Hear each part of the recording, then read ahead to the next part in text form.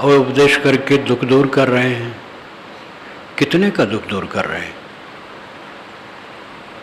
कोई जो समझता है समझ लेता है, बाकी तो सब दुख ही में पड़े हैं। ईश्वर ने दुनिया तो बना दी, लेकिन वो समझ नहीं पाया इसका परिणाम क्या होगा। अब आज पर्यंत वो नहीं समझ पा रहा है। उसके उपदेशक जितने हैं सब एक दूसरे को नास्तिक कहते हैं, काफिर कहते हैं। आज तक वो बोल नहीं पाया कि तुम लोग गलत हो। ऐसा नहीं कहना चाहिए। ये सारी थ्योरियां, ये सारे सिद्धांत भ्रम से उत्पन्न है। ईश्वर को हम गढ़ते हैं और ठीक से गढ़ नहीं पाते हैं। जैसा हरि है, जैसा हम समझते हैं हरि, वैसा नहीं है। रविदास साहब ने कहा है। रविदास की वाणी पर अभी मैंने काम किया है। निर्गुणी धारा के 10 संतों पर काम कर दिया। रविदास पर कल पूरा हुआ है। उन्होंने एक पंक्ति बहुत बढ़िया कही है कि हरि जैसा हम समझते हैं वैसा नहीं है।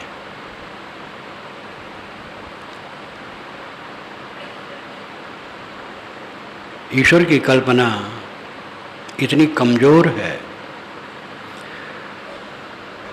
कि वह मनुष्य को और कमजोर बनाती है।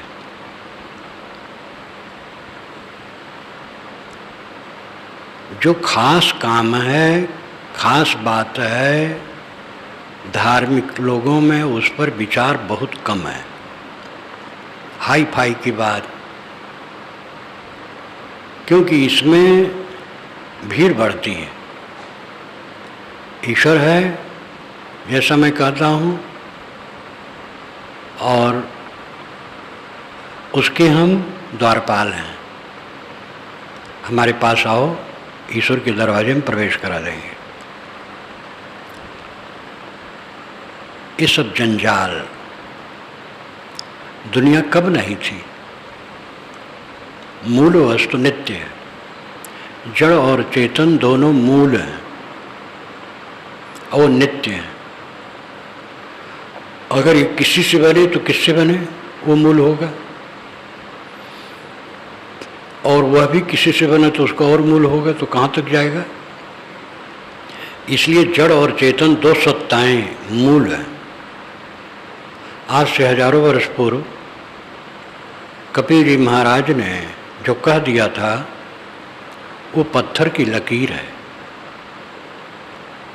प्रकृति और पुरुष ये दोनों मूल हैं, और मूल की उत्पत्ति नहीं होती है।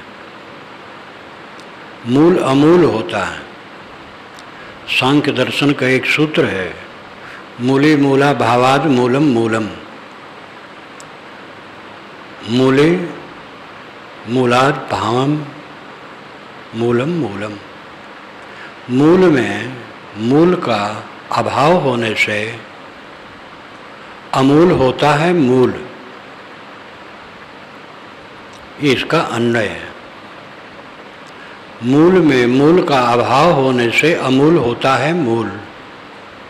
यानी मूल का मूल नहीं होता है, इसलिए वो अमूल होता है, अनादि अनंत होता है। जड़ चेतन दो सत्ताएं हमारे सामने हैं। भौतिकवादी चेतन को ठोस रूप में अनादि अनंत भले न माने, लेकिन तो चेतन तो मानना पड़ता है। वो खुद चेतन है।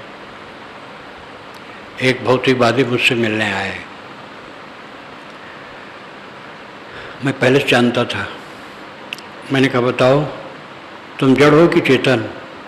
मुस्कुराए, कहे चेतन। हम कहे घबराओ ना, नहीं रह जाओगे, शरीर छूट जाएगा तो शून्य हो जाओगे, कोई बात नहीं। अभी क्या हो, जड़ की चेतन, चेतन हो। कहना पड़ा उनको। मैंने कहा जड़ से चेतन नहीं बन सकता है और चेतन से जड़ नहीं बन सकता है।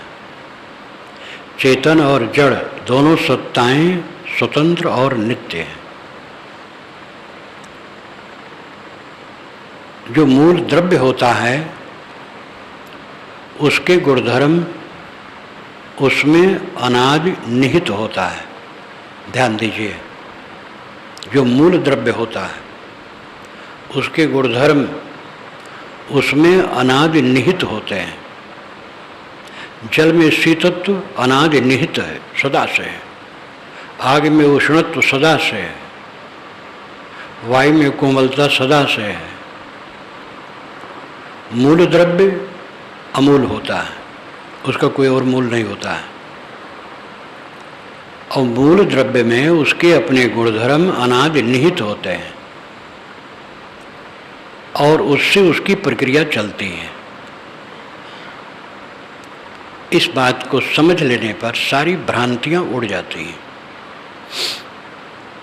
लेकिन भ्रांतियों को जिंदा रखने के लिए लोग प्रयास करते हैं। इस्लाम परंपरा में गजाली साहब अन्य मौलवियों से ज़्यादा समझदार हुए, उदार हुए, और उन्होंने कहा मैं जगत अनादि नहीं मान सकता हूँ और कारण कार्य व्यवस्था नहीं मान सकता हूँ। अगर ये दोनों मान लो तो ईश्वर की जरूरत ही नहीं रह जाएगी और उनको परोक्ष ईश्वर बनाए रखना है। अगर मैं मान लो कि जगत अनादि है तो ईश्वर क्या फिर करता है? अनादि है ही तो ईश्वर की जरूरत ही नहीं है। और कारण कार्य व्यवस्था है, कारण से कार्य होता है, तो ईश्वर की जरूरत ही नहीं रह गई। गीता में एक श्लोक आता है, न कर्तृत्वम न कर्माणि लोकस्य सृजत प्रभु न कर्म फल संयोगम स्वभावस्तु प्रवर्तते। न कर्तृत्वम, ईश्वर किसी में कर्तृत्व नहीं पैदा करता है, ऐसी प्रेरणा नहीं करता है कि तुम कर्म करो। न कर्माणि, न किसी के लिए कर्म कर देता है। न कर्म फल संयोगम, न कर्मों के फलों का संयोग करता है, यानी कर्म फल भोग भी नहीं देता है। तब कैसे होता है? स्वभावस्तु प्रवर्तते, जीव अपने स्वभाव समझ के अनुसार कर्म करता है और कर्म के अनुसार फल अपने आप आ जाता है। अब ये बात कितनी मार्मिक है। भारतीय परंपरा के शास्त्रों में ईश्वर की मान्यता जगह जगह होते हुए ऐसी बात कही गई है जो ईश्वर को हटा करके एक तरफ कर देता है। ये उदारता बहुत मुश्किल है दुनिया में। पीछे हुए, यूरोप में हुए और जगह हुए, उदार हुए। तो गजाली साहब ने कहा, गजाली साहब एक अच्छे दार्शनिक इस्लाम परंपरा में हैं। उन्होंने कहा मैं जगत अनादि नहीं मान सकता और कारण कार्य व्यवस्था नहीं मान सकता। इसके मानने पर ईश्वर की ज़रूरतें खत्म हो जाएगी। और ऐसा उनको लगा कि ये दोनों बड़े पक्के हैं, लेकिन तब ईश्वर क्या करेगा फिर? ये भी उन्होंने कहा कि पाप करने वाला, इस्लाम को न मानने वाला नरक में जाएगा और सदा के लिए नरक में जाएगा, ऐसा कहते हैं। लेकिन ऐसी बात नहीं। जैसा उसका जितना कर्म है उतने समय नरक में रहेगा, फिर उससे छूट जाएगा। ये उन्होंने गुंजाइश की। दूसरों की अपेक्षा वो विचारक थे। अच्छे अच्छे विद्वान कहते हैं कि जड़ पदार्थ तो निष्क्रिय है, चेतन ही क्रिया करता है सब में, जड़ तो निष्क्रिय है। और विद्वान लोग कहते हैं, जो लोग भौतिक शास्त्र पढ़ लेते हैं लेकिन परंपरा का पोषण करने की उनकी इच्छा है, वो कहते रहते हैं जड़ पदार्थ तो निष्क्रिय है, चेतन उसमें करता है। ये पेड़ पौधे उत्पन्न होते हैं, झरने बहते हैं, बादल उठते हैं, तमाम सृष्टि चलती है। ये जड़ निष्क्रिय कैसे होगा? इसमें एक ईश्वर है जो चेतन है, उसी की प्रेरणा से सब होता है। एकदम विज्ञान और विवेक को उठा करके अलग रख देते हैं। जब एक बहुत बड़े मंदिर में मैं गया और वहाँ के लोग ले गए, उन्हीं का एक इंजीनियर मुझे दिखाने लगा, पूरे संत समाज सहित था। तो एक मूर्ति के पास गया, कहा महाराज इसने दूध पिया। वो इंजीनियर थे। मैंने कहा ये बतलाओ आपकी इंजीनियरिंग की पढ़ाई में क्या यह है कि पत्थर की मूर्ति दूध पी लेगी? तो चुप हो गए। ज्ञान विवेक विचार को अलग धर देते हैं, जो अपनी मान्यता है उसका पोषण करते हैं। ऐसे लोग निर्भ्रांत कैसे हो सकते हैं और अपने भक्तों को निर्भ्रांत कैसे कर सकते हैं? जड़ में क्रिया, हर जड़ द्रव्य निरंतर क्रियल है, उसमें स्वभाव है क्रिया का। वो एक क्षण स्थिर नहीं रहेगा, बदलाव होगा। रासायनिक समस्त द्रव्यों में निरंतर चलती है। रासायनिक प्रक्रिया का अर्थ है एक से दूसरी होना, जैसे दूध का दही हो जाना। और वो प्रक्रिया भिन्न पदार्थों में भिन्न गति से है। हीरा है। कलकत्ता में एक विज्ञान के विद्वान मुझसे मिलने आए, कई वर्ष हुआ। उन्होंने अपनी भाषा में सब कहा, मुझे याद भी नहीं है, वो सब बहुत दिन हो गए। उन्होंने कहा महाराज इतने दाब से हीरा को दबा दिया जाए तो तुरंत तो कोयला हो जाएगा। तुरंत। हीरा कोयला है ही, कार्बन जम जम करके हीरा होता है। तो समस्त पदार्थों में रासायनिक क्रिया है। वस्तु को एक अवस्था से दूसरी अवस्था में पहुंचाना उसका स्वभाव है। और ये सब का अध्ययन न करना, निष्पक्षता से न स्वीकारना, क्या ज्ञान है, क्या भक्ति है? ईश्वर तो है ही, सब घट में बैठा है, वो ईश्वर है। उत्क्रांता में आता है, ईश्वर जाता है, शरीर छोड़ जाता है।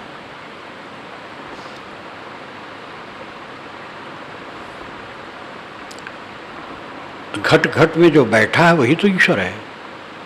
और ईश्वरवादी भी कहते हैं कि सबके दिल में ईश्वर बैठा है। अब विचार ये करना है कि हमारे शरीर है या शरीर चलो, इसमें दो चेतन सत्ता का अनुभव होता है। मैं के रूप में सत्ता का अनुभव होता है। मैं हूँ, मैं समझता हूँ, करता हूँ, उल्टा सीधा जैसा भी हो। मैं के रूप में अनुभव, इसमें जीव भी है और ईश्वर भी है। तो कितना परसेंटेज ईश्वर है और कितना परसेंटेज जीव है, क्या बताएंगे? लेकिन मोह, परोक्ष में मोह अलग ईश्वर है। ये मोह है, ये आत्मा है। सब घट में ईश्वर बैठा है और ये आत्मा ईश्वर है। तो भौतिक निरंतरशील है, इनसे स्वाभाविक गति चलती रहती है। चेतन ज्ञान स्वरूप है, वो विकारी नहीं है। मन इंद्रियों के संबंध में वो क्रियाशील प्रतीत होता है। मैं हूँ, मैं सोचता हूँ और मन इंद्रियों में क्रिया होती है तो मुझे लगता मैं क्रियाशील हूँ। क्रिया मन इंद्रियां करती हैं, चेतन साक्षी मात्र है। और वो जान जान करके उसमें बहता है, समझ नहीं पाता है।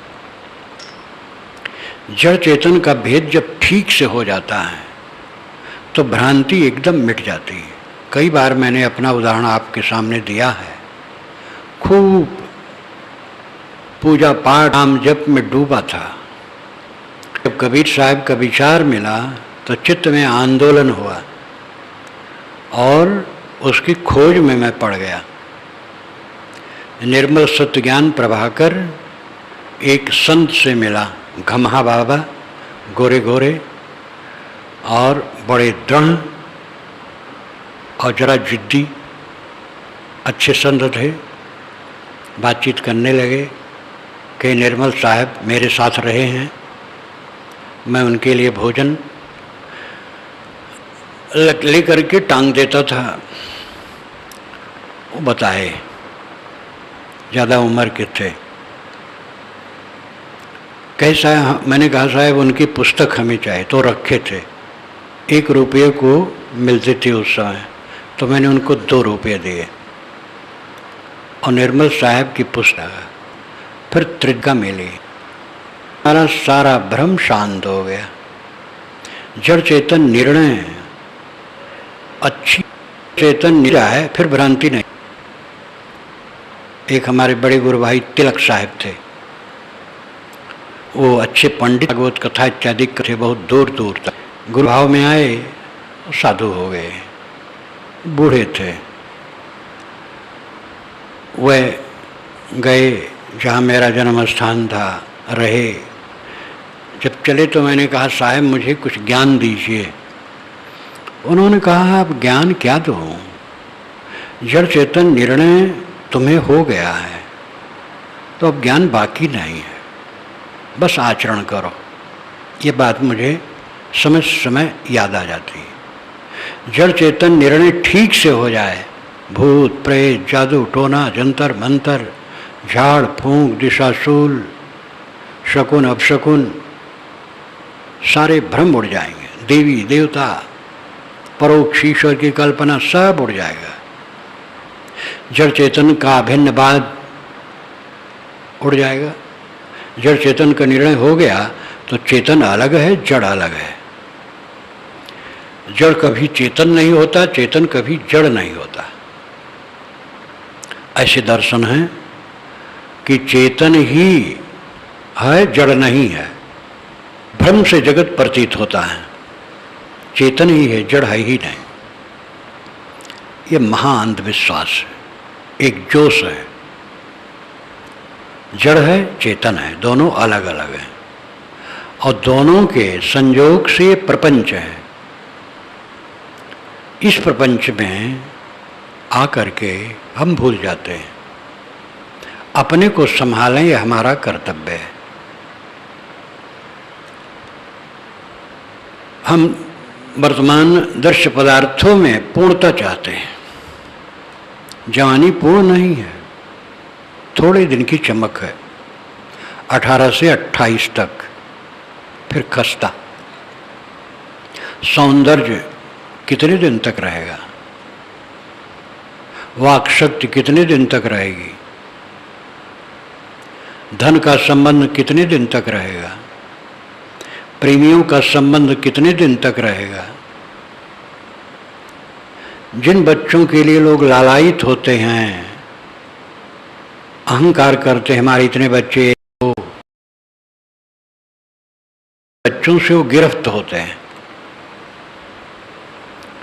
और घर में बैठे रहते हैं और बच्चे,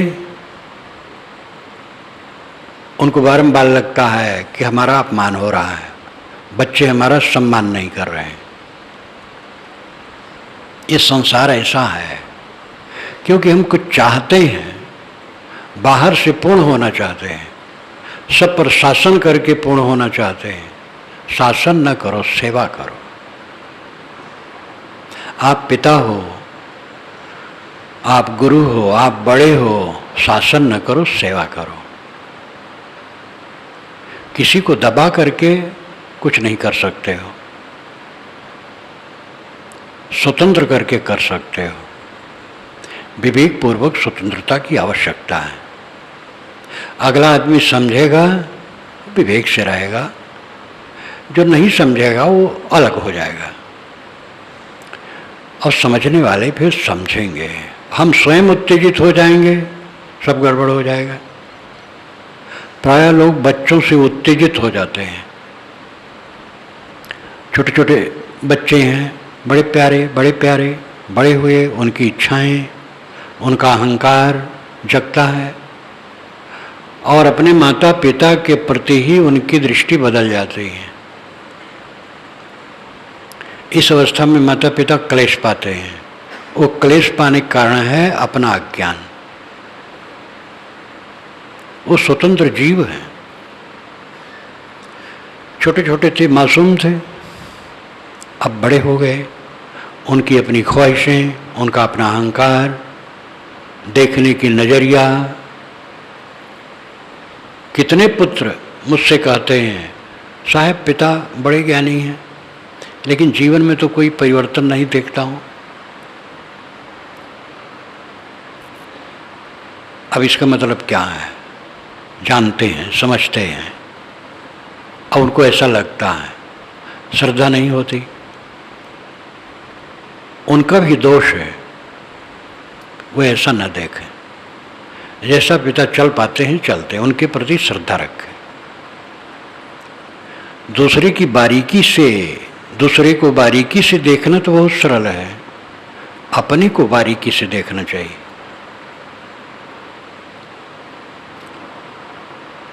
आदमी अपने बनाए जाल में उलझ के मरता है।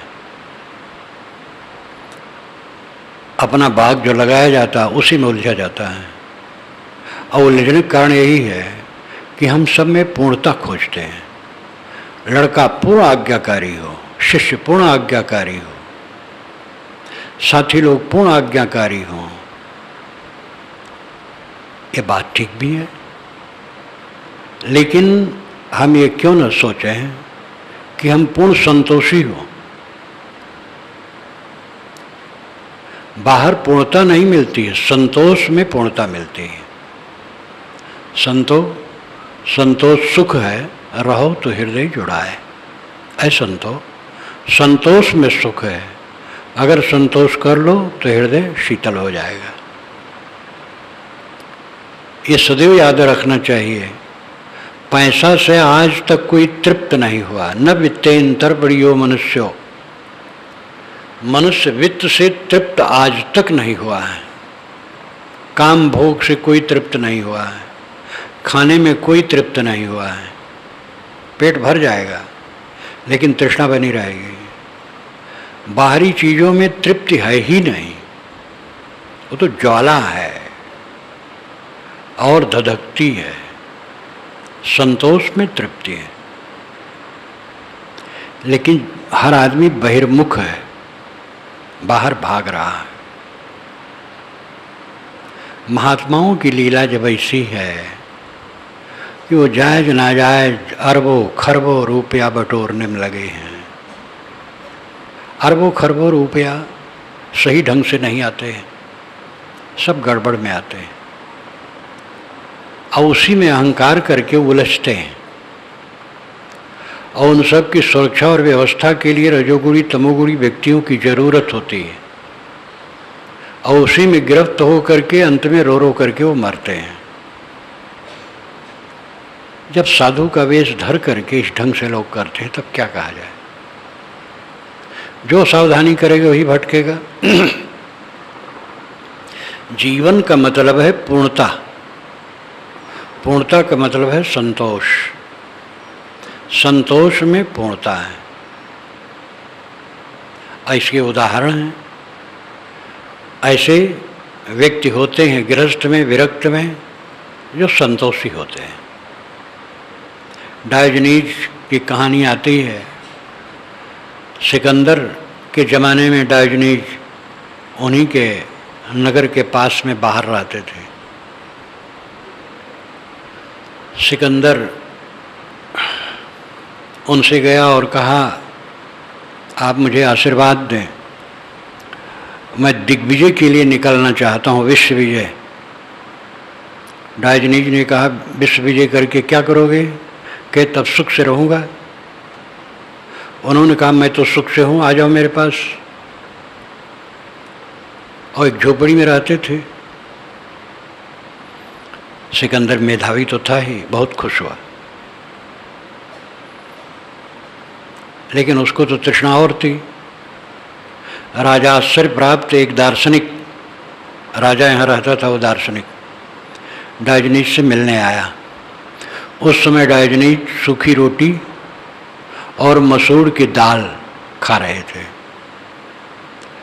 दार्शनिक ने कहा, डायोजनीज तुम राजा यहाँ होते तो ये सूखी रोटी और मसूर न खाना पड़ता। डायोजनीज ने तुरंत कहा कि अगर तुम सूखी रोटी और मसूर की दाल खा लेते तो राजा यहाँ नहीं जाना पड़ता। अद्भुत संत था, मानो वो तो एकदम बिल्कुल निवृत्त रूप में रहते थे। लेकिन ऐसे संत ऋषि मुनि हुए हैं जो समाज लेके चले हैं, प्रचार प्रसार में रहे हैं, बहुत सक्रिय भी रहे हैं, लेकिन निष्काम रहे हैं। हर जगह ऐसे लोग हैं, चाहे गृहस्थ हो चाहे विरक्त हो, चाहे स्त्री हो चाहे पुरुष हो, बात एक है, जीव सबका समान है। गृहस्थ विरक्त स्त्री पुरुष के जीव क्या भिन्न तरीके से हैं? एक समान है। और सबको पूर्णता चाहिए। पूर्णता में ही आनंद है, पूर्णता में ही तृप्ति है। और पूर्णता तब होगी जब संतोष हो। बाहर की चीज़ों की तृष्णा जीव को जलाती है और वही विवाद करवाती है। चीज़ें छोड़ दो पद पदार्थ के लिए, मान सम्मान के लिए जलना है। चीज़ों की तृष्णा नहीं है, लेकिन मान सम्मान की तृष्णा है, वो जलाएगी। मोटी माया सब तजे झीनी तजी न जाए, पीर पैगंबर औलिया झीनी सबको खाए। ये झीनी माया क्या है? हम बड़े माने जाएं। ये बड़ा छोट कुछ धरा है, एक सपने का संबंध। देखते देखते सब खारिज हो जाएगा, कुछ किसी का रहेगा नहीं। हमारे बाबे दादे का नहीं रहा, किसका रहता है? सब भागा जा रहा है। विवेकवान निरंतर इसको देखता है, इसलिए बाहर की चीज़ों की वो तृष्णा नहीं करता है। जिसकी तृष्णा जितनी घटती जाती है, पूर्णता मिलती जाती है। पूरी तृष्णा मिट गई, पूर्ण हो गया। बाहर से भर करके हम लोग पूर्ण होना चाहते हैं, माना कि बाहर की चीज़ों की आवश्यकता है, वो अपने आप होती रहेगी। मनुष्य जहाँ रहे परिश्रमशील रहे, मेहनती रहे और जो प्राप्त हो उतने में संतोष रखे। यही तरीका है जीवन जीने का। बाहर की चीज़ें सबके बराबर नहीं होती हैं। प्रारब्ध और पुरुषार्थ सबका अलग अलग है। और बाहर की चीज़ों से किसी के व्यक्तित्व का मूल्यांकन करना बहुत बड़ा अज्ञान है। एक आदमी पैदल आया, एक आदमी साइकिल से आया, एक मोटरसाइकिल से आया, एक कार से आया और एक बहुत बड़ी कार से आया, विदेशी कार से। तो इससे उसमें आने वाले मनुष्य छोटे बड़े नहीं हैं, मनुष्य सब वैसे हैं। मनुष्य का मूल्यांकन होना चाहिए, चीज़ों का नहीं। चीज़ों का अपना महत्व है। किसी के पास चीज़ें ज़्यादा हैं तो उसको चाहिए उससे समाज की सेवा करे, जिस ढंग से बन सके। विद्या है, धन है, पद है, कुछ है, सेवा के लिए। ज़्यादा धन है तो हम क्या खाएंगे? 1000 रोटी तो नहीं खा पाएंगे, कुंतल 2 कुंतल चावल का भात तो नहीं खा पाएंगे। बहुत बड़ा मकान है, लेकिन सोएंगे तो 4 हाथ जमीन में। चीज़ें हैं तो सेवा में लगना चाहिए। अपनी पूर्णता वस्तुओं के मापदंड में मानना बहुत बड़ी भूल है। अंतर संतुष्टि अपनी पूर्णता है। जो तू चाहे मुझको छाड़ सकल की आश, मुझ ही ऐसा होए रहो सब सुख तेरे पास। साहब कहते अगर तुम मुझे चाहते हो तो जैसे मैं निष्काम हूँ वैसे तुम भी निष्काम हो जाओ, बस सब सुख तुम्हारे पास है। सब सुख कहाँ है? बीजक में साहब ने अनेक बार सब सुख और सब दुख कहा है। करो विचार जो सब दुख जाई और सब सुख तेरे पास। सब दुख है मन का उद्वेग, काम उद्वेग, लोभ उद्वेग, क्रोध उद्वेग, द्वेष उद्वेग, ईर्षा उद्वेग। उद्वेग मात्र दुख है और सब सुख है शांत। और ये अपने को मांजने से होगा, पैसा बढ़ाने से नहीं होगा, बहुत विद्वान हो जाने से नहीं होगा, गुरु बाबा बन जाने से नहीं होगा। नाम कहाँ तक लिए जाएं? ये बाहर की चीज़ों से सब सुख नहीं होगा, अंतर संतुष्टि से सब सुख होगा। लेकिन अंतर संतुष्टि प्रदर्शन की चीज नहीं है। किसी के पास रुपए हैं, प्रदर्शन की चीज है, और चीजें हैं वो प्रदर्शन की चीज है। संतुष्टि प्रदर्शन की चीज नहीं है, वो गुप्त है। और मनुष्य प्रदर्शन चाहता है, वो अध्यात्म से बहुत दूर है। जो प्रदर्शन में पड़ा है वो बहुत दूर है। इन बातों पर ध्यान दो। मेरे कथन का विषय पूर्णता। सब जीव पूर्णता चाहते हैं, लेकिन भ्रमवश बाहरी वस्तुओं से पूर्णता चाहते हैं, जो असंभव है। आज तक किसी को नहीं हुआ, सब अपूर्णता ही में चले गए। महान सिकंदर की योग्यता अद्भुत थी। 19 वर्ष की उम्र में वो चला है विश्व विजय में। शरीर यूनान का तो था ही, लंबा चौड़ा गोरा, और बुद्धि प्रतिभा उतने समय में उसकी राजनीति कूटनीति इतनी प्रौढ़ है, अद्भुत। अगर वो अपने देश में रह करके शांति से विकास करता तो उसकी प्रजा के लिए बहुत सुविधा होती, लेकिन उस पर उसने कुछ ध्यान नहीं दिया। विश्व विजय में निकला और निरपराध लोगों को मारता, काटता, कब्जा करता चला गया। जब उसके सैनिक ही थके, वो जमाना तो नहीं था हवाई जहाज से आगे चले जाएं, रथ से आते थे, घोड़े से आते थे। सैनिकों ने कहा बहुत दिन हो गए बच्चों से छुटे, इसलिए अब घर की याद आती है और ये युद्ध का कोई ठिकाना नहीं है। अंत में थक करके वो लौटा, लेकिन सीधे लौट जाता तो भी कुशल। लड़ते लड़ते गया और एक जगह मारा गया। क्या पाया? नाम हो गया महान सिकंदर। इतना अद्भुत गुण होते हुए भी वो महान शैतान हो गया। सिकंदर महान शैतान हो गया और यूनान का घोर पतन हुआ। रचनात्मक काम वो कर ही नहीं सका। ये उदाहरण है, और ये उदाहरण सब तरफ है। बुद्धि है, और बुद्धि का उपयोग हम रचनात्मक कार्य में नहीं करते हैं तो ध्वंसात्मक में वो लगेगी। धन, विद्या, पद, कुछ भी है, वो रचनात्मक लोक कल्याण, आत्म कल्याण के लिए लगे, विध्वंस के लिए नहीं।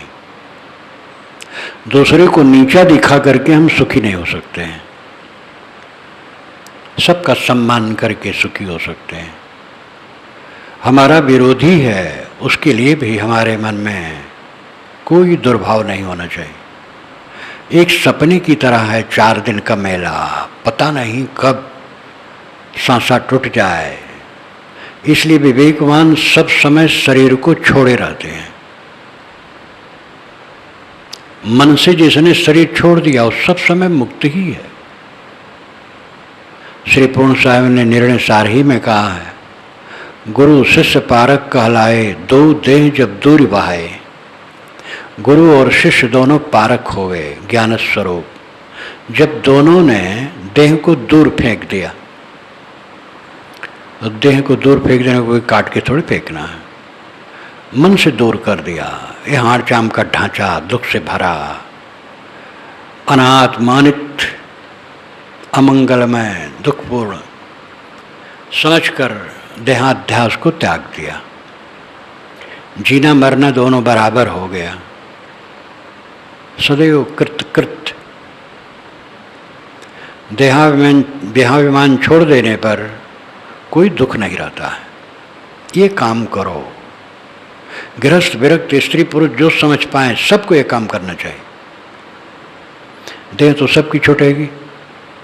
साधु की देह छूटे, गृहस्थ की न छूटे ऐसी बात नहीं है, सबकी छूटेगी। देहाभिमान को छोड़ो। पूर्णता वस्तुओं में मत खोजो। पूर्णता संतोष में है, आत्मबोध में है, आत्मसंतुष्टि में है, आत्मतृप्ति में है। यस्त्वात्मरतिरेव स्यादात्म तृप्तस्य मानवः आत्मन्येव च संतुष्टस्तस्य कार्यं न विद्यते। ये गीता में आता है। जो आत्मरत है, आत्मतृप्त है, आत्मसंतुष्ट है, उसको कुछ करना बाकी नहीं रह गया, पूरा हो गया, सदैव आत्मतृप्त। अरे गुजर नहीं होगा, जहाँ रहो हाथ पैर मारते रहो, गुजर होगा। सेवा करो, आलसी न रहो।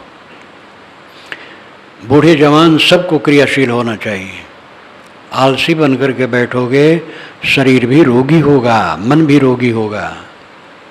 इसलिए क्रियाशील लो, कर्मशील लो और संतुष्ट रहो। पूर्णता हम बाहर खोजते हैं, पूर्णता बाहर नहीं है। परे न पूर्व दिनों दिन छीना। पूर्णता हमें नहीं मिलती और दिन दिन शरीर छीण हो रहा है और एक दिन सांसा टूट जाएगा। बेवकूफ़ बन करके जैसे सब समय गए हैं संसार से, वैसे चले जाएंगे। अब की बार बेवकूफ़ न बने, अब की बार समझ लें। बहुत सहज साधना है, बोध सही हो जाए। दो ही काम तो है, देह का गुजर और शांत। देह का गुजर किसका नहीं होता है? फुटपाथ वालों को होता है। कभी न सोचे कि देह का गुजर नहीं होगा। जहाँ रहो परिश्रमी रहो, देह का गुजर होता रहेगा। जो परिश्रमी नहीं उनका भी होता है, लेकिन वो अच्छा नहीं।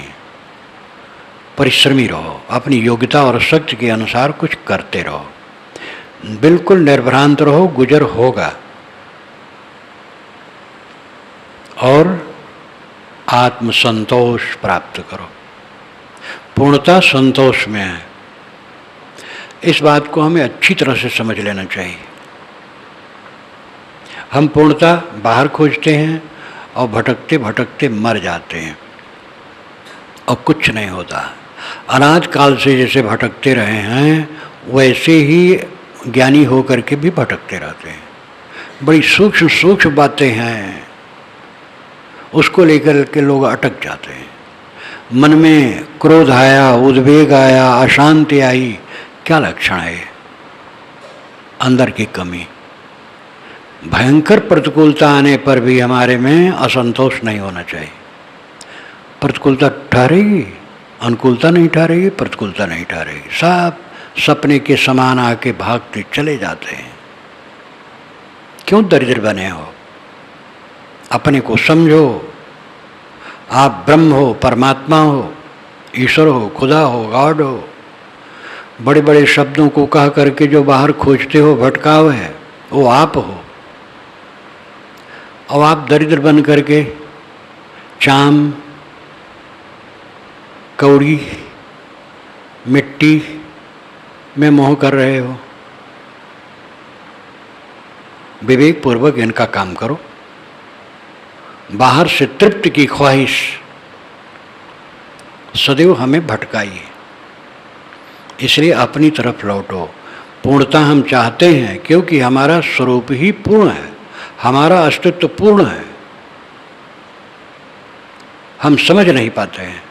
जो गंदी आदत लगी है इंद्रियों की और मन की, मान सम्मान की तृष्णा और इंद्रियों के भोगों की तृष्णा, ये गंदी आदतों में, गंदी गलियों में हम घूमते हैं और ज़िंदगी बीत जाती है, अतृप्त होकर के मर के चले जाते हैं। अपने सच शुद्ध स्वरूप को समझो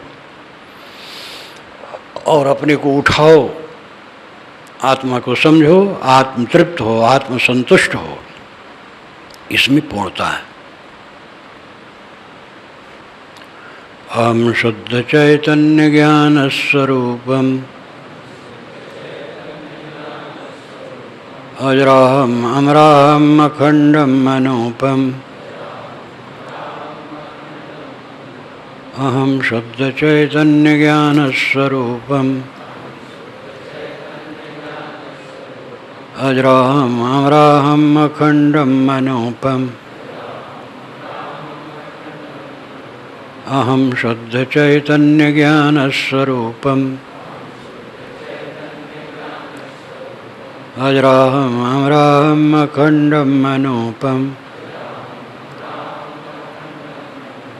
अहम शुद्ध चैतन्य ज्ञान स्वरूपम अजराहम अमराहम अखंडम अनूपम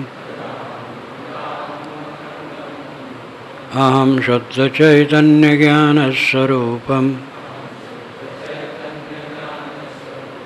अजराहम अमराहम अखंडम अनूपम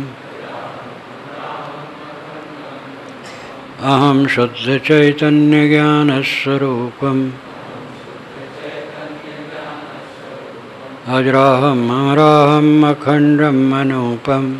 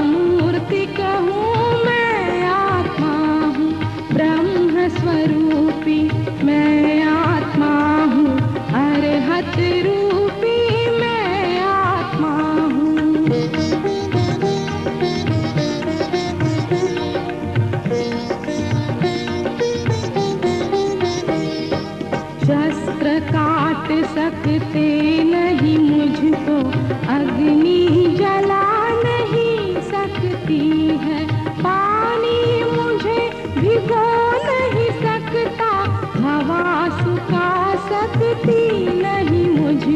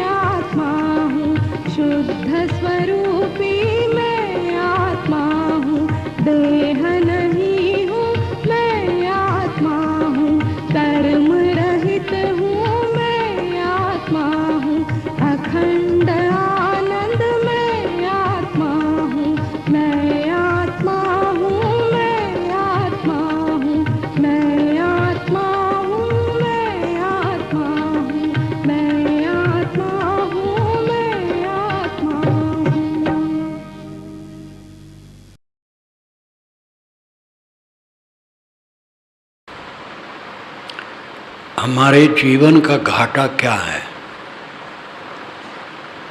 सब साधक और साधिकाएं इस पर ध्यान दें। हमारे जीवन का घाटा क्या है? हमारे जीवन का घाटा है उत्तेजना, और उत्तेजना के मूल में है अहंकार। इसी में सब घाटा हो जाता है।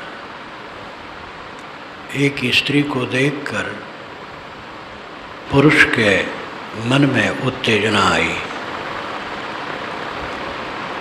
इस उत्तेजना का कारण है देह का अहंकार। और अगर वह उससे जबरदस्ती करता है तो फल क्या होगा? मारा पीटा जाएगा, पीछे रोना पड़ेगा, जेल जा सकता है।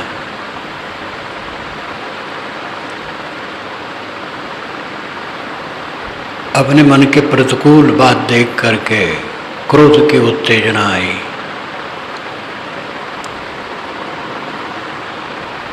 उसमें भी हमारा अहंकार है। और क्रोध की उत्तेजना में अव्यवस्थित शब्द बोले, अगर मारपीट किए तो और बढ़ गया, और पीछे पश्चाताप, विवाद, बात बढ़ी तो मुकदमा और जेल भी होगा। लोभ की उत्तेजना आई, नाजायज काम किए,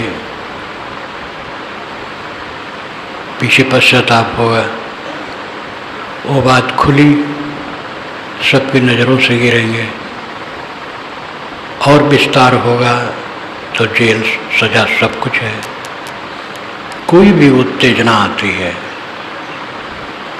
ये हमारे जीवन का मुख्य घाटा है।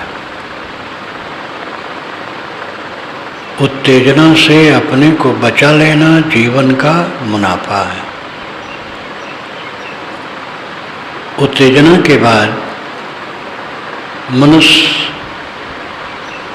अपनी मूर्खता समझता है,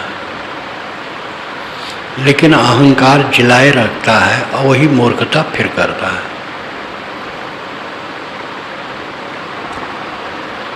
ज़्यादा खा लिए, स्वाद की उत्तेजना में ज़्यादा खा लिए, परेशान हुई पीछे। लेकिन जब खाने बैठे तब फिर वही मूर्खता। ज़्यादा खाने के बाद अपनी मूर्खता का पता लगा कि मैंने मूर्खता की। लेकिन जब खाने बैठे तब वही बात। बारंबार हम ठोकर खाते हैं और जागते नहीं। जागो। हमारा अहंकार हमें लड़ोलाता है हर जगह।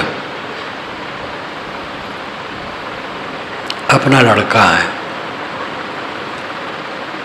और वह कुछ अहंकार पूर्वक कहता है, हमारी उत्तेजना बढ़ जाती है। लड़का होकर के कैसे ऐसा कहा? और उस उत्तेजना में लड़के के संबंध में और कटुता आ जाती है। लाभ नहीं होता, हानि होती। उत्तेजना जीवन का सबसे बड़ा घाटा है। अपनी उत्तेजना को परखो, अहंकार छोड़ो। जो हमारे चारों तरफ लोग फैले हैं मित्र, चाहे वो पुत्र हों, चाहे शिष्य हों, चाहे नाती पनाती हों और हों, सब मित्र हैं। कोई बड़ा छोट नहीं है। बड़ा छोट की अपनी मर्यादा है, उसका पालन करना चाहिए। लेकिन मूलतः कोई बड़ा छोट नहीं है। सबके पास अहंकार है सबके पास कामनाएं हैं, सबके पास अंधकार है अविद्या का। और इस भुलावन वन में कब कोई क्या कहता है, क्या सोचता है, क्या बरतता है, कोई ठिकाना है? अपने अंधकार को देखो। दूसरे के अंधकार को देखना तो बहुत सरल है। दूसरे के दोषों को देखने के लिए हमारे पास हजारों आँखें हो जाती हैं, और अपने दोष देखने के लिए चारों आँखें फूट जाती हैं। दो चाम की आँखें और दो विवेक विचारे सब बंद हो जाते हैं। ऐसी स्थिति में कोई शांति कैसे पाएगा? अहंकार रख करके किसी को शांति नहीं मिलती, और अहंकार बहुत प्यारा है, जो सबसे बड़ा सांप है। सतगुरु ने कहा है, काला सर्प शरीर में, खाइन सब जग झारी। काला सांप सबके शरीर में है और सबको झारझारा खा रहा है। उससे वही बचेगा जो राम भजन में लगेगा, आत्मचिंतन में लगेगा। अपना सांप बहुत प्यारा है, जो हमारे अंदर में अहंकार का सांप है वो बड़ा प्यारा है, और उससे हम रात दिन अपने को कटवाते हैं और जलते हैं। सामान्य आदमी तो जलता ही है, ज्ञानी भी जलता है। वो ज्ञान का ही अहंकार कर लेता है, और जो करना चाहिए नहीं कर पाता है। बड़े बड़े ज्ञानी, प्रवक्ता, धुरंधर अपनी कमियों को नहीं देख पाते। ज़्यादा जानने की जरूरत नहीं है, अपने को समझे, बंधनों को समझे, बंधनों को तोड़े। काम भर का ज्ञान बहुत है, और उसका हम प्रयोग करने लगे तो उसके इर्द गिर्द जो ज्ञान उपयोगी है वो अपने आप आ जाएगा। लेकिन हम बहुत ज्ञानी बन जाते हैं, और परिणाम होता है बहुत अज्ञानी हो जाते हैं। ज्ञान से अपने दोषों को छिपाने के लिए तरीके मिल जाते हैं। कल्याण का रास्ता बहुत ज्ञान नहीं है, निरंतर अपने को देखना है। अपने को देखो, क्या कर रहे हो। पिछले समय में आप जहाँ जहाँ उत्तेजना किए हैं उसके परिणाम में आपको क्या मिला है, इस पर स्वयं विचारो। आपको ग्लानि मिली है, असंतोष मिला है। अगर उत्तेजना वो परिवार और समाज में जाहिर हुई है तो और शर्माए हैं। ये उत्तेजना, हमारे मन की उत्तेजना सबसे बड़ा घाटा है। उत्तेजना के मूल में अहंकार है। अहंकार का सांप सब के अंदर है। हम ज्ञानी तो हैं, लेकिन अज्ञानी कब बनते हैं इसको देखना है। ये ज्ञानी होना काम नहीं करेगा, अज्ञान को देखना काम करेगा। अपने अज्ञान को जो देखता है वो ज्ञानी है, और जो पढ़ा लिखा है, बुद्धि और प्रतिभा के जोर पर जानता है, ठीक है, उसका उपयोग है। लेकिन कोई अपने अज्ञान को न देखे तो मस्तिष्क में भरा ज्ञान काम नहीं करेगा, बल्कि और उल्टा करेगा। ज्ञानम सताम मानमदादिनाशनम के साचितम तन्मदमान कारणम स्थानम विविक्तम जमनाम विमुक्त कामातुराणाम मत काम कारणम। अपात्र व्यक्ति में ज्ञान मान और मद का कारण बनता है और सुपात्र व्यक्ति में ज्ञान मान मद का नाशक बनता है। एकांत में कामी जाता है तो कामातुर हो जाता है और एकांत में साधक जाता है तो शांति प्राप्त करता है। चीज़ वही है। अपनी मनोवृत्ति कैसी है, अपने सोचने के ढंग कैसे हैं, अपने सोचने के ढंग को ठीक करो। पैसा का घाटा हो जाए बड़ी चिंता होती है और भी कहीं भी लौकिक घाटा में बड़ी चिंता होती है, जबकि संसार घाटा रूप है। जितना मुनाफा होता है घाटे में जाना है, आज नहीं तो कल। सब धर करके चले जाओगे घाटा घाटा हो जाएगा। कितने सेठ साहूकार बहुत धन पैदा करके फिर चले जाते हैं। पहले ज़माने में तो ज़मीन में गाड़ के रखते थे, सोना चांदी खरीद करके ज़मीन में गाड़ के रखते थे। आज भी लोग रखते हैं और चले गए, ज़मीन में पड़ा है। अगर कोई जानता है तो निकाल के उपयोग किया, नहीं जानता तो उसी पड़ा है। घाटा, लौकिक वस्तुओं का घाटा असली घाटा नहीं है। घाटा और मुनाफा दोनों स्थितियों में हमारा गुजर बसर होगा। भोजन मिलेगा, कपड़े मिलेंगे, सोने की जगह मिलेगी।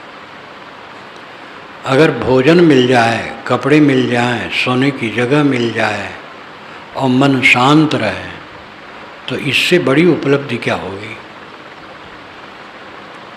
भोजन, कपड़े और निवास तो मिलते हैं, शांत मन नहीं, तो सब घाटा है। इस पर गौर करना चाहिए। हमारी दृष्टि सदैव स्थूल बनी रहती है, तुलनात्मक अध्ययन मन करता रहता है। हमारे पास वाले ने इतना बढ़िया मकान बना लिया, हम नहीं बना पाए, इसी में दुखी हैं। उसने ऐसी गाड़ी खरीदी, मेरे पास गाड़ी ही नहीं है। बाहरी चीज़ों की तुलना, बाहरी चीज़ों का लालच, बाहरी चीज़ों में मन घुमाना, ये साधना के खिलाफ है।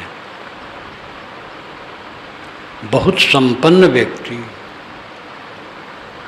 होने से वो शांत थोड़े होगा। संपन्न हो, कम संपन्न हो, कमाता खाता हो, जिसका मन ठीक है वो शांत होगा। संपन्न भी शांत हो सकता है अगर उसका मन ठीक है। और सामान्य व्यक्ति जो कमाता खाता है, धरा कुछ नहीं है, मन ठीक है तो उसको भी शांति मिलेगी। जीवन का फल है शांत, और उद्वेग से शांति नहीं आती। अपने उद्वेग को देखो, उद्वेग आने न दो। उद्वेग आए उसका दमन करो, और साधना करते करते ऐसी स्थिति आनी चाहिए कि उद्वेग आए ही ना। ये पूरी सफलता है। असली लड़ाई भीतर है, लेकिन बाहर लोग लड़ते हैं। पुत्र से लड़ते हैं, पिता से लड़ते हैं, भाई से लड़ते हैं, पड़ोसी से लड़ते हैं। बाहर की लड़ाई भीतर और उद्वेग पैदा करती है। मेरे सब हैं, उन्होंने ऐसा क्यों किया, ऐसा क्यों कहा। पहले ये समझ लो कि आपका कोई नहीं। मेला है, आ गए हो, भीड़ मिल गई है, कोई नहीं। माँ बाप से बच्चे पैदा होते हैं, बच्चों के अपने संस्कार होते हैं। अनेक जन्मों के संस्कारों की विभिन्नता प्राणियों में प्रत्यक्ष दिखाई देती है। जितनी उम्र उनकी बढ़ती है उतना देख सुन करके अहंकार बढ़ता है। छोटा बच्चा है, उसका अपना अहंकार है। शिशु का अहंकार होता है, जब अड़ जाता है माता को परेशान कर देता है, नहीं मानता। बड़ा हो जाएगा तो उस ढंग से तो नहीं करेगा, लेकिन तब अहंकार और पक जाएगा और फिर ऐसी बात बोलेगा, ऐसा व्यवहार करेगा जो माँ बाप को दुखदायी हो जाएगा। दुखदायी होना अपना अहंकार है, माँ बाप का अहंकार है। क्यों नहीं समझते हो कि भीड़ है, भीड़ में सब मिले हैं, पुत्र पत्नी पति, माता पिता भाई मित्र गुरु शिष्य, ये सब भीड़ है। भीड़ में सब मिले हैं, सबसे हिल मिल के रहो, सबसे प्रेम से रहो। उत्तेजना करोगे घाटा खाओगे, पछताओगे, शर्माओगे, दुखी होगे। दो व्यक्ति आमने सामने हैं, एक व्यक्ति उत्तेजना में कटका रहा है, दूसरा व्यक्ति शांत है। शांति किसको मिलेगी? जो शांत है। जो उत्तेजना में कट कहेगा, पीछे उसको पश्चाताप होगा कि मैंने गलत किया। तो लाभ किसका हुआ? जो शांत है। जो उत्तेजना में रहा उसने अपना घाटा किया। जीवन में घाटा उत्तेजना है। अपनी अपनी उत्तेजना को शांत करो। और ये एक दिन की बात नहीं है, जीवन भर की बात है।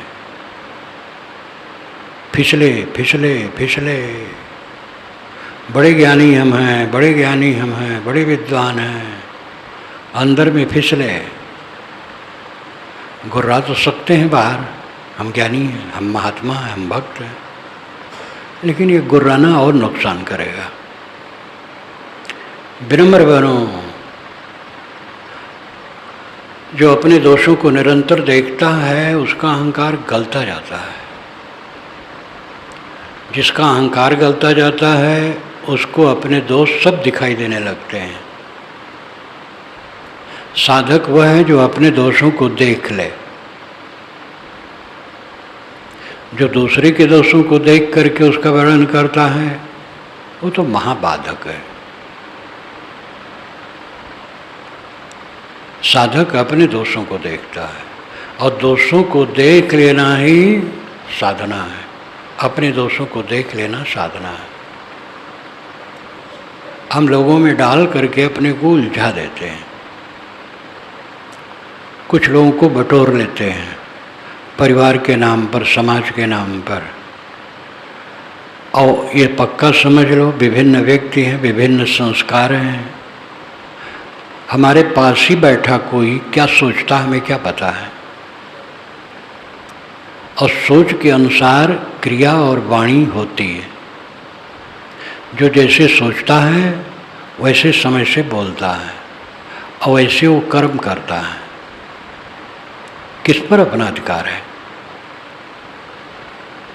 अपने पर अधिकार है और अधिकार प्राप्त नहीं कर पा रहे हो।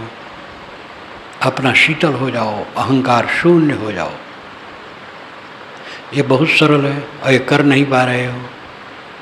लड़के पर अधिकार करना चाहते हो, भाई पर अधिकार करना चाहते हो, पत्नी पर अधिकार करना चाहते हो, देवियाँ पद पर अधिकार करना चाहती हैं और अपने पर अधिकार नहीं है। सरल तरीका है अपने पर अधिकार करना। जिसने अपने पर अधिकार कर लिया सब पर विजय हो गई। इच्छा ही नहीं रह गई दूसरे पर अधिकार जमाने। जब इच्छा ही नहीं है, शांत है। और शांत आदमी जो कुछ काम करेगा उसमें उसको पछताना नहीं पड़ेगा, व्यवहार भी अच्छा होगा। लड़का अगर उत्तेजित है, पिता उत्तेजित न हो। लड़के की अपनी इच्छा है, समझ है,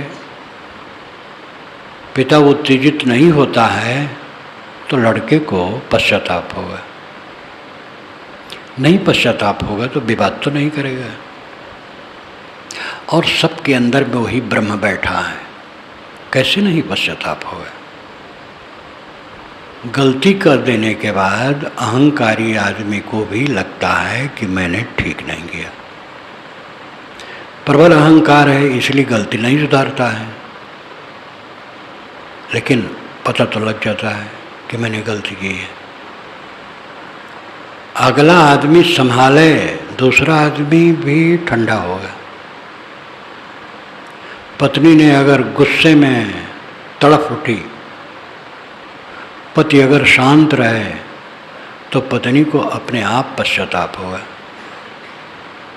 लेकिन पत्नी तड़पी, पति और तड़पा। ज़्यादातर तो पति ही तड़पते हैं, गुर्राते हैं और उल्टा पलटा कहते हैं। देवियाँ तो बहुत सहती, कोई भी हो, देवी हो देवता हो, सह लेने वाला पश्चाताप नहीं करता है, सहाने वाला पश्चाताप करता है। जो उत्तेजित नहीं होता है उसके जीवन में पश्चाताप नहीं है, जो उत्तेजित होता है वो पश्चाताप करता है। कर्म का लेखा कहीं कटता नहीं है। गलत करके भी जो कहता है कि मैं ठीक किया हूँ, जबान से कह दे, लेकिन अंदर में तो हर समय लिखावट चल रही है। ये मन रूपी प्रापी में सब अंकित होता जा रहा है। बाहर की प्रापी आजकल जानते हैं, थोड़े में बड़ी बड़ी किताबें भर जाती हैं, लेकिन ये प्रापी बहुत स्थूल है। मन तो दिखाई नहीं देता है, और इतनी बड़ी प्रापी है कि जन्म जन्मांतरों के संस्कार उसमें अंकित हैं। इस जीवन के सब अंकित ही हैं। हम मुँह से कह करके कि हम ठीक करते हैं, अंदर में वैसे थोड़ी लिखा जाएगा। जो आप करते हैं वो अंदर में लिखा जाएगा। आपका झूठ नहीं लिखा जाएगा, फुर लिखा जाएगा। जो आप झूठ बोल करके अपने को पवित्र कहते हैं, वो अंदर में तो वही लिखा जाएगा जो करते हैं, तो ऑटोमेटिक है। कोई बोलता है लिखने वाला असावधानी कर सकता है, गलत लिख दे, लेकिन अंदर की लिखावट में गलत नहीं होती। जो सोचो, जो बोलो, जो करो, उसी का अंकन अंदर में होता रहता है। इतना संवेदनशील हमारा जीवन है, और बहुत थोड़ा है। जिंदगी का बहुत हिस्सा भाग गया है। जो बचा है उसको बड़ी सावधानी से बिताओ। दुनिया के हल्ला गुल्ला में, मिलने जुलने में, चहल पहल में समय बर्बाद ना करो। ये सब धोखा है। अधिक से अधिक अपने को देखने की चेष्टा करो। गृहस्थ हो, विरक्त हो, कोई भी हो, स्त्री हो, पुरुष हो, व्यवहार का जो जिसकी जिम्मेदारी है चेष्टा से वो करे। जो लोग ये मान लेते हैं कि ज्ञानी व्यवहार नहीं करता है, वो भूल करते हैं। ज्ञानी भी खाता है, ज्ञानी भी पहनता है, ज्ञानी को भी घर चाहिए रहने के लिए, ज्ञानी को चिकित्सा चाहिए। तो ये सब चाहिए तो करना क्या बुरा है? इसलिए करना जो आपकी जिम्मेदारी है, मेहनत से करो। वैदिक ऋषियों ने यही कहा है और यही किया है। उपनिषद के ऋषियों ने यही किया है। ये तो वर्ण व्यवस्था जब से हुई तो धीरे धीरे वर्ण व्यवस्था की स्थिति विकृत हो गई। तो उसमें मान लिया गया कि जो काम मोटा काम न करे वो पवित्र है। वेदों में हल चलाना पवित्र काम माना गया है। शीरा जुंजंती कवयो, ये ऋग्वेद के मंत्र का अंश है। शीर कहते हैं हल को। शीरा बहुवचन में कवि का अर्थ होता है अंतर्दृष्टा।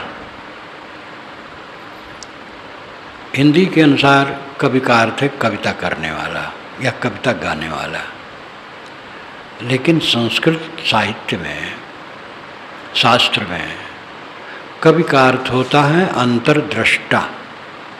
जिसने आर पार देख लिया वो कवि है। आर पार देखने मतलब सच्चाई को देख लिया। ये बाहरी चमक दमक से परे असलियत को देख लिया वो कवि है। और वो शीरा झुंझुन हल चलाता है। ये वेद का मंत्र है। कारुरहम ततो भिषग उपल प्रक्षणी नना नाना धियो वसो यव अनुगायु तस्टिम इंद्रा इंदो परिश्रवा। ये ऋग्वेद का मंत्र है। ऋष कहता है कि मैं शिल्पी हूँ, लकड़ी छीलता हूँ, बढ़ी कम करता हूँ। और माता भड़भूज है, पिता वैद्य है। धन के लिए हम नाना काम करते हैं, जैसे चरागाह में गायें घास खोजती हैं। इतनी ईमानदारी, इतनी सरलता। वैदिक ऋषि निश्चल है, जो समझते हैं वो कहते हैं, छल कपट नहीं उनमें। भ्रांतियाँ हैं, प्राकृतिक शक्तियों को देवी देवता मान करके उनकी उपासना है, लेकिन उसी में आगे चल करके ऊपर उठा गया है। लेकिन उनकी सबसे बड़ी विशेषता है निश्चलता। जो मन में है वो कहते हैं, छल कपट नहीं करते हैं। जैसे चमत्कारी आडंबर पीछे फैलाया गया वैसा वो नहीं कहते हैं। उपनिषद के सभी ऋषि, आश्रम है, गायें हैं, चराई जाती हैं गायें, खेती बाड़ी होती है और काम करते हैं। निर्गुणी धारा के संत तो कर्म कर ही हैं और कर्म करके महापक्षधर हैं। जिस निर्गुणी धारा के प्रवर्तक कबीर माने जाते हैं, कबीर, नानक, दादोदर, या घीसा, पलटो, रविदास, सब कर्म कर संत हैं। तो अपने अपने काम में कभी ढील नहीं होना चाहिए। जो आप काम करते हैं उसको सचौटी से करें, समय बर्बाद न करें। लोगों में बैठकर ही हू करके, व्यर्थ चर्चा करके, राजनीतिक चर्चा करके समय बर्बाद न करें। राजनीति करने वाले हैं, वो सब कर रहे हैं, उसमें तो इतनी धमा चौकड़ी है कि एक को हटा करके स्वयं बैठना चाहते हैं। राजनीति में आपकी ज़रूरत नहीं है, आप अपनी साधना करो। व्यर्थ राजनीति की चर्चा करना, बकवास करना, इस समय बर्बाद करना अपना बहुत बड़ा नुकसान है। हमारे जीवन में समय सबसे मूल्यवान है। हम अपने जीवन के समय में धन कमा सकते हैं, लेकिन धन से जीवन के समय को बढ़ा नहीं सकते हैं। हम अपने जीवन के समय में विद्या अध्ययन कर सकते हैं, लेकिन विद्या और विद्वता से जीवन के समय को बढ़ा नहीं सकते हैं। जीवन के समय में बाल बच्चे इत्यादि सब पैदा कर सकते हैं, लेकिन उन बाल बच्चों के बल से हमारे जीवन का समय बढ़ नहीं सकता। जीवन का समय सबसे मूल्यवान है और उसको ही हू हंसी मजाक राजनीतिक चर्चा में न बिताओ। सारा समय सेवा के बाद जो पाओ स्वाध्याय और साधना में लगाओ। ज्ञान की पुस्तकें पढ़ो और एकांत चिंतन करो, अपने गुण दोषों को देखो, फिर मन को शांत करके स्थिर हो। ये सब काम करो। हर इंसान के साथ अपना व्यवहार है और अपना अध्यात्म है। राजनेताओं का व्यवहार राजनीति है, वो करते हैं। राजनेताओं में भी ऐसे लोग हैं जो ज्ञान की पुस्तकों का स्वाध्याय करते हैं, और जो बन सकता है अपने ढंग से कुछ करते हैं। राजनेताओं में राजनेता भ्रष्ट होते कहा जाता है, राजनेताओं में भी अच्छे लोग होते हैं। राजनीति ऐसी चीज है कि उसमें भ्रष्ट कह देना तो सरल है, भ्रष्ट कहने वाले ही राजनीति में जाएं तो पता लगेगा कैसा जटिल है वो। लेकिन ये तो पक्का है कि हर पार्टी में अच्छे राजनेता हैं और हर पार्टी में गड़बड़ है। तो राजनेता का व्यवहार है राजनीति करना, और जो समझदार हैं वो राजनीति करते हुए अपनी आध्यात्मिक चिंतना ही करते हैं, उनका काम है। हम लोग देखें जो हमारा व्यवहार हो सचोटी से उसमें करें, ढील ढाल नहीं। जो सेवा में ढील होता है उसका चित्त शुद्ध नहीं हो सकता है, उसका मन स्वयं दगा करेगा कि मैं काम नहीं कर रहा हूँ, दूसरे लोगों की नज़र से वो गिरेगा। जो सेवापरायण है अंदर से संतुष्ट और तृप्त होगा, बाहर से भी लोगों की नज़रों में उठा रहेगा।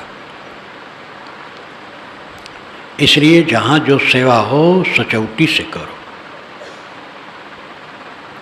गोरखपुर में मेरा भाषण होता था आधा घंटा, रेलवे कॉलोनी के प्रांगण में। वहाँ करीब 50,000 रेलवे में कर्मचारी से लेकर के बड़े अफसर, IAS अफसर सब होते हैं, और आधा घंटा जो खाने पीने का अवसर छुट्टी मिलती है उसी में मेरा होता था। वही लोग बुलाते थे, पूरा भर जाता था चारों तरफ बाग, और आधा घंटा पूरा होने के 1 मिनट पहले ही मैं बंद कर देता था। तो कुछ लोग पीछे मेरे पास आके हंसने लगे कि महाराज ऐसे संत आते हैं कि वो पौन घंटा बोल जाते हैं। हम के भाई मैं ऐसा साहस नहीं करता, और बोलेंगे तो क्या बैठे सुनेंगे, और दफ्तर में जा कर के भी काम करने वाले न काम करें तो क्या कोई करेगा। लेकिन नीत क्या है, तो मैं जैसे आधा घंटा हो 1 मिनट पहले ही बंद कर देता था। सन 72 में ये मेरा शुरू हुआ पहली बार, 11 दिन तक प्रवचन हुआ, उसके पश्चात कई बार हुआ। तो व्यवहार में नियमितता चाहिए, हर जगह नियमितता की आवश्यकता है। जो नियम है उसका पालन। व्यवहार में परिश्रमी रहो और आध्यात्मिक साधना में परिश्रमी रहो, और ये समझ लो दुनिया घाटा रूप है। जवानी बुढ़ापा में जाती है, घाटा हुआ। स्वास्थ्य बुढ़ापा में दुर्बल होगा, रोग लग जाए तो और नहीं रोग लगा, बुढ़ापा ही एक रोग है, दुर्बलता आएगी।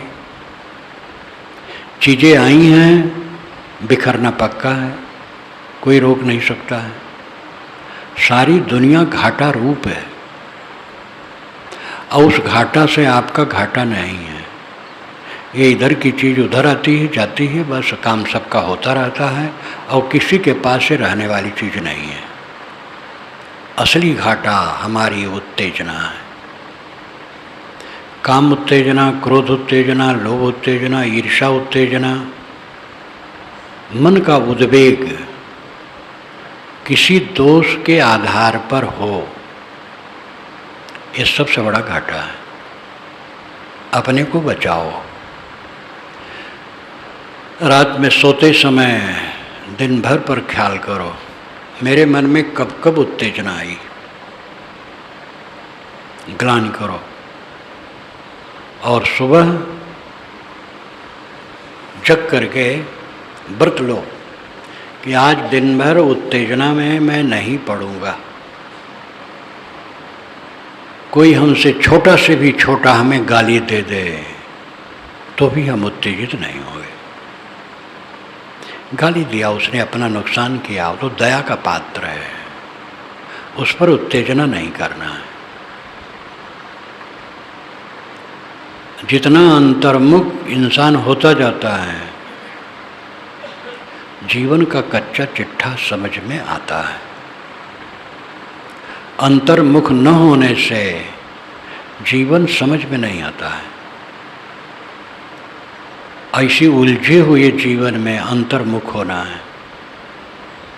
धीरे धीरे अंतर्मुख होगा मन, धीरे धीरे उलझन घटेगी, और जितनी साधना बढ़ेगी उत्तेजना घटती चली जाएगी। कोई ऐसा समय थोड़े जीवन में आता है कि कोई जीवन मुक्त हो जाए तो साधना करे। साधना करते करते जीवन मुक्ति आती है। जीवन मुक्ति आंशिक आती है। जितनी उत्तेजना घटी जीवन मुक्ति हुई। पूर्ण उत्तेजना घट गई, खत्म हो गई, पूरा जीवन मुक्त हो गया। ये अंदर की लड़ाई है और यही असली लड़ाई है और यही असली सफलता है। जब हमारे चित्त में उत्तेजना की रेखा न उठे, चाहे जैसी स्थिति हो, तो हम सच्चे विजयी हैं। और इसको जीवन भर साधना है। एक दिन की साधना से काम होने वाला नहीं है। एक दिन हम प्रशांत हैं और दूसरे दिन उलझे हैं तो खो दिए। एक क्षण प्रशांत है, दूसरे क्षण उद्वेगित हैं तो अपने को खो दिए। निरंतर अपने को संभालो और पहले निश्चय कर लो कि दुनिया में सब बड़े हैं, हमारे साथ में रहने वाले हमसे सब बड़े हैं, हम सबसे छोटे हैं। सबकी अकल ज़्यादा, हमारी अकल खराब है। गुरु न बनो, पिता न बनो, बाबा न बनो, विद्वान न बनो, मूर्ख बनो। मूर्खता तो बड़ी है, लेकिन हम मूर्ख नहीं बनते हैं। अंदर में मूर्खता है, ऊपर में विद्वान बने। उत्तेजना क्या है? मूर्खता। और अपने को बड़ा बने हैं, हम बड़े हैं, ज्ञानी हैं। और अंदर में है मूर्खता। ज्ञानी न बनो, मूर्ख बनो। मूर्खता को देखो, अपनी मूर्खता को देखो तो समझ में आएगा जीवन। ज्ञानी बनोगे, हम ज्ञानी हैं, तो मूर्ख बनोगे। और मूर्ख अपनी मूर्खता को देखोगे तो ज्ञानी हो जाओगे। जो अपनी कमजोरियों को देखता है, उसकी कमजोरियां अपने आप खत्म होती जाती हैं। कमजोरियां मिटने लगती हैं। अपनी कमजोरियों को हम नहीं देखते हैं। कोई थोड़ा कह दे तुम्हारे में गलती है तो हम सांप की तरफ फनफना उठते हैं। लेकिन जो सच्चा ज्ञानी होगा वो गंभीर हो जाएगा। आप सच कहते हैं। एक महात्मा को एक ने कहा, कपटी कहीं का। महात्मा ने कहा, काया का पट पहने हैं, कपटी तो है ही। 30 वर्ष हुए मुझे साधु वेश में आए, आपने परखा। कहने वाला शर्मा गया। या आपा को डार दी, दया करे सबको।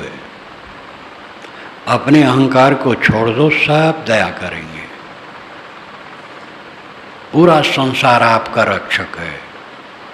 अहंकार गल जाए तो, और अहंकार फनफनाता रहेगा, अंदर से गिरे रहोगे, चारों तरफ धिक्कारे जाओगे। जितना अहंकार बढ़ेगा चारों तरफ धिक्कारे जाओगे।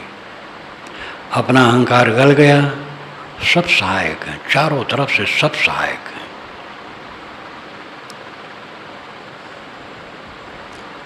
कबीर साहब की वाणी में जो आता है, शीश उतारे भुई धरे तब बैठे घर में आए। जब सिर काट करके जमीन पर रख दे तब भक्ति के घर में प्रवेश होगा, कल्याण के घर में प्रवेश होगा। पलटू साहब ने तो इसकी बड़ी पुनरावृत्ति की है, बारंबार पुनरावृत्ति की है। सिर धर दो उतार कर, मार दो अपने आप को, तब पाओगे वह पद जो परमानंद है। और अपने अपने ढंग से सब कहें, किसी भाषा में हो, सब जगह कहें, क्योंकि जो साधक होता है तो जो अंतर्मुख होता है सबकी दशा एक हो जाती है। कल्याण की जैसे तीव्र इच्छा है और अंतर्मुख है, वो सबकी दशा यही हो जाएगी। साहब ने कहा समझे की गति एक है, जिन समझा सब ठौर, कहें कबीर ये बीच के बल कहीं और की और। जितने समझदार हैं सबकी दशा एक है। ये जो बीच के लोग हैं बकबक करते हैं, बोध हो जाए अपने आत्मा का और अहंकार मिटावे, बस काम पूरा है। ये समझ लो कि मेरा उद्देश्य बाहर नहीं है, उद्देश्य गोल मकसद बाहर नहीं है। बाहर से न कोई परमात्मा मिलने वाला है, न बाहर से मोक्ष नाम की वस्तु मिलने वाली है। परमात्मा आत्मा है, मोक्ष है उत्तेजना समाप्त हो जाना। बाहरी चीज़ों को लेकर के जो आकर्षण होता उत्तेजना है। किसी मकान देखे मन में आकर्षण आया, ये उत्तेजना है। किसी को रूप सौंदर्य देखे आकर्षण आया, उत्तेजना है। उत्तेजना मात्र समाप्त हो जाए बस मोक्ष है। जिसके लिए हम उत्तेजित होते हैं वो सब माटी गोबर है। सबसे गंदा तो शरीर है, हाड़ का ढांचा गीले चाम के थैले में भरा है और उसमें मांस रक्त नशे टट्टी पेशाब ये सब भरी, और उसमें एक जलता हुआ मन है जो हर समय असंतुष्ट है। पूरा शरीर दुख का घर,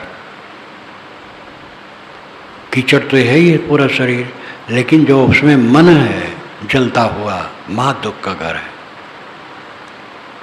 ऐसी जगह में बैठे हो, क्या गुर्रा रहे हो? देखो वास्तविकता को, अहंकार गलेगा। देह का अहंकार लोग करते हैं और देह टट्टी पेशाब है। 4 दस्त आ जाए तो उठना बैठना मुश्किल हो जाए, और गल करके छीण होके मरना तो इसको पक्का ही है। सच्चाई को देख लेना ही तो साधना है। सच्चाई को देखो, सब कुछ बिखरने वाला, विनशने वाला, नाशवान। सच्चाई को देखो और इनके बीच में पढ़ करके तू मैं न करो। 4 दिन की जिंदगी है, कलह विवाद तू मैं, क्या जीवन है? कोई तू मैं करे आप सिर झुका लो, कोई निंदा करे आप सिर झुका लो, घोर निंदा कोई करे अंदर से खुश रहो। अच्छा है हमारी निंदा हो जाए, बाहर के लोग हमें कम माने, अच्छा है। निंदा करने वाले का लाभ हो जाएगा, हमारा नुकसान नहीं। देखो निंदा अपने आप मर जाएगी। निंदा करने वाला अपने को नरक में ले जा रहा है। जो निंदा सह लेता है निर्विकार भाव से, वो तो स्वर्ग में रहता है। स्वर्ग है मन की शांति। तो ये पक्का समझ लो हमारे जीवन का घाटा क्या है। बाहरी घाटा हो जाए कोई हर्ज नहीं है।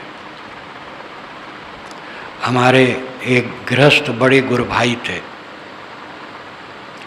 जब मैं इस सिद्धांत को जाना, उसके पहले से गुरु जी से वो दीक्षित थे और छोटे मोटे सेठ थे, और वो खूब बढ़िया बात करते थे।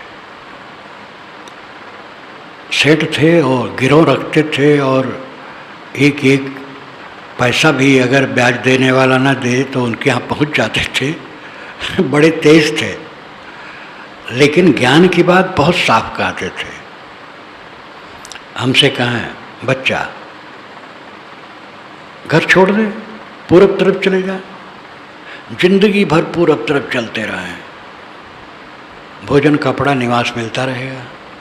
पश्चिम चले, उत्तर चले, दक्षिण चले, कहीं भी चले, जीवन भर चलते ही रहें, कोई कमी नहीं होगी। तो क्या चिंता करना है। बढ़िया बढ़िया बात करें। बुद्धि उनकी बड़ी तेज रहे। वो 3 किलोमीटर दूर रहते थे, वो आए मेरे पास। जब बढ़ारा कार्यक्रम हो आने के लिए तो पुकारें तो उनके साथ फिर जाऊं। उनकी बात बड़ी प्यारी रहती थी। ज्ञान की बात कई उदाहरण दें, सब बातों में चुभने वाली बात कहें। और कितना कर पाते थे नहीं कर पाते थे बात अलग है, लेकिन मैं तो सार लेता था। ब्याज देने वाला ब्याज पर जो रुपया ले जाता था, अगर 10 पैसा भी नहीं दिया है तो उसके घर पहुंच जाते थे। पर बात बढ़िया करते थे। उनसे मैंने सीखा, कई बातें सीखी। सबसे सीखना चाहिए। घाटा है ही नहीं, कहीं कोई घाटा नहीं। घाटा तो उत्तेजना है, जो हम दृश्यों में आकर्षित होकर के पतित होते हैं, ये घाटा। अगर कोई अंदर का घाटा मिटा दिया, सब समय बादशाह है। क्षुब्ध मत हो। जितने संगी साथी हैं सबको बड़ा समझो, और जो कुछ वो कह दें सालो, किसी पर कब्जा करने की चेष्टा ना करो। सबसे सुंदर बर्ताव करो।